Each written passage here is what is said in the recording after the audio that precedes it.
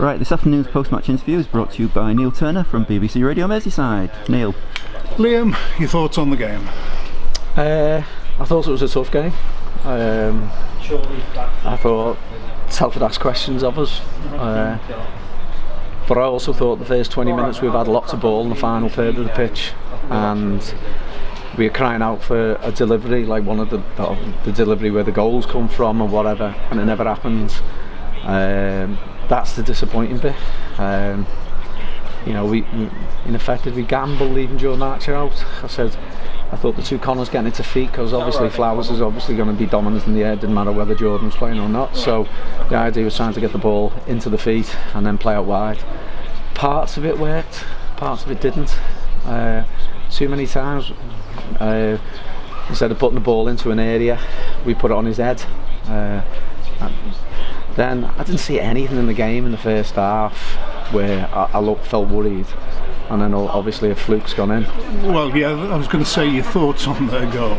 It's just a fluke, isn't it? But a cross which is not gone in the right areas ended up going. And normally when you think you question the keeper, but you couldn't question the keeper because it's actually come sort of like looked like it's going over the bar, and it's actually come under the bar and hit the post, and it's just one of them. It's just a freak. I said in my half-time match report he won't score a goal like that again if he plays till he's 70.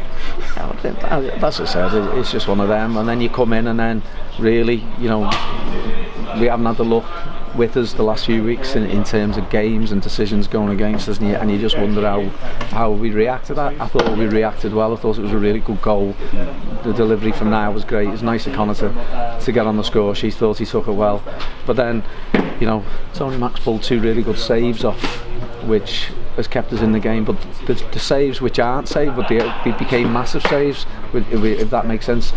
The ball's got put in by Brendan Daniels with great quality and missed everyone, and it looks like they're slipping into the far post, and he's read them, and his performance was very, very good. Also, towards the end, as they were coming looking for what would have been a winner for them, I mean, he pushed one, I don't know if you remember, an angled effort, he pushed around the post for a corner kick. Yeah. I mean, that was about the 89th, 90th minute.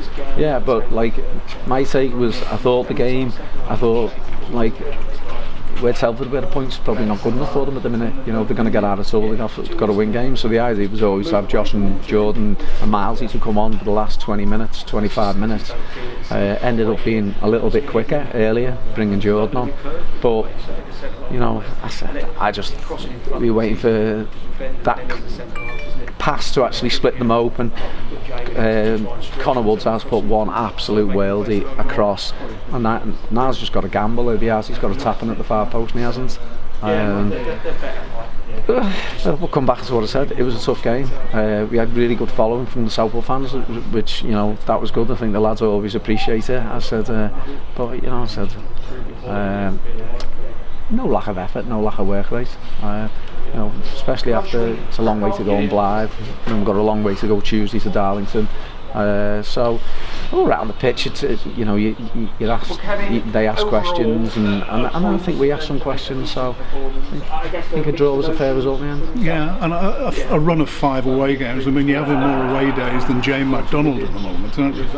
Oh well, listen, that's just come down because of that's how it fell. It's how it's been from the postponements, and obviously you've got to get games in within 42 days. It's a tough ask. It is a tough ask to fit them all in, especially if you go into the fact that you go Blythe, Darlington, Hereford on consecutive Tuesday nights. It's a really difficult one, and the squad's only small, and Jack Doyle's been brilliant, outstanding the last few weeks. Charlie Oliver's come back in after being out for a while, and he's done really well. But today, they're obviously important for Darlington as well.